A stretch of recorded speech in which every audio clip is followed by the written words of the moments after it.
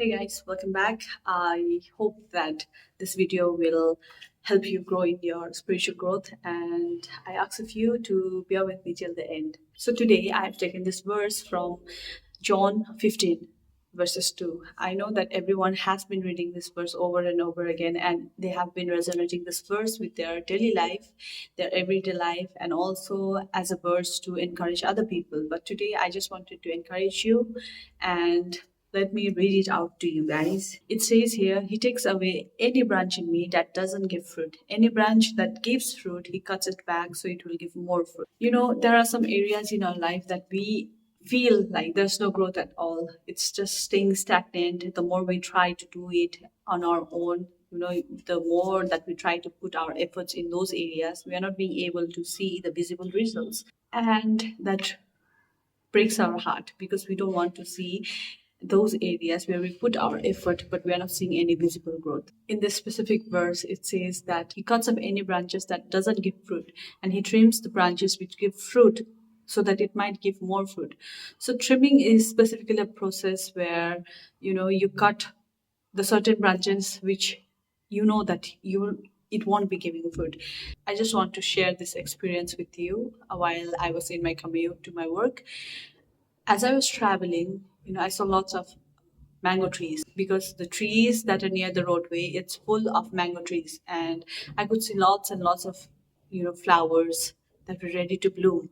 But in a day or two, there was wind and there was rain, and after a day or two, when I was traveling the same road to my duty, I saw that once it was full of flowers, and now there are really one or two flowers that are on the tree. I just got reminded of this verse that God prunes, and it might not sound good while you are being, it might not feel good when you are being trimmed, when you are being pruned, because it hurts. It really hurts while pruning. But we should know that it is for a temporary basis, and after pruning, it leads to a richer spiritual life and work. So I also want to remind you of King David.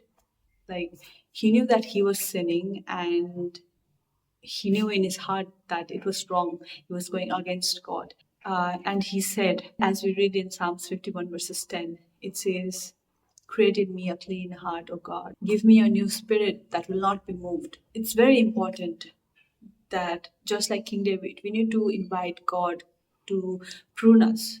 So it's very important for us to invite God for divine pruning of sin, for God to clear the space. And when He does that, He transforms the brokenness into renewed purpose. And also, I want to recall this verse from Psalms 139, verses 23-24. It says so beautifully that, Search me, O God, and know my heart. Test me and know my anxious thoughts. See if there is any offensive way, and lead me into the everlasting way. So here again, King David urges God. He invites God over and over again for spiritual pruning in his life. And, you know, on the other hand, we are so much consumed by the different things that the world has to offer in our everyday life that we forget to invite God for those types of pruning, for the spiritual pruning that we require. In actual, spiritual growth is so much necessary, but we we people are like, we believe what we see, but we don't believe what we don't see. Our mentality has become so much consumed by the carnal things that we rarely ask God for spiritual pruning.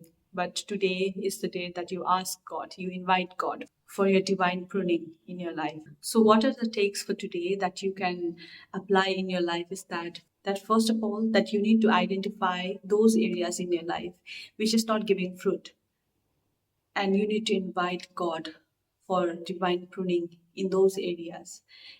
Second thing is that you need to embrace discomfort while being pruned, because it's only for a temporary basis and it's preparation for growth rather than punishment. The third thing is that you need to abide in Christ every day. And how can you do that? Is through scriptures, through prayers, through fellowships, and you need to prioritize Jesus every day in your life.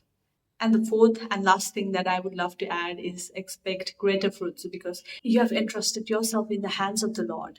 And when you place yourself in the hands of the Almighty, you need to expect greater fruits because He is the one who will be pruning you. He is the one who will be, leading through that process of pruning and be with you through that process. And after pruning, you need to pursue generosity, service, character growth in your everyday life. So I would love to end this video by reading Hebrews 12, verses 11. It says here, there is no joy while we are being punished. It is hard to take, but later we can see that good comes from it, and it gives us the peace of being right with God. So when you are being pruned or you are inviting God for divine pruning in your life, know that it will be hard, but the end results, it will always be good. And ultimately, you'll have the peace of God in you. So stay blessed and don't forget to be a blessing to other people.